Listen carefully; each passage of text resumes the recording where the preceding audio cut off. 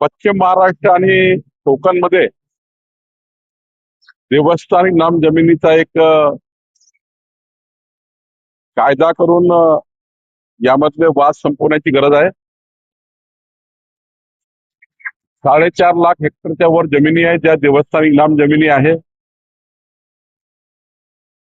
देवस्थानाचे हक्क काय आहेत, कुळाचे हक्क काय आहेत आणि वहिवाटाचे हक्क काय आहेत याबद्दलचा एक कायदा करण्याचा विचार सरकारचा आहे.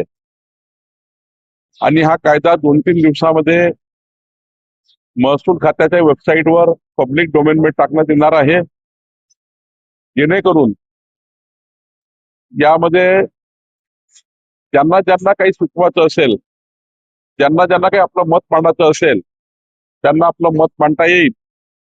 आणि अंतिमतः जुलैच्या अधिवेशनामध्ये आम्ही यावर चर्चा करणार आहोत.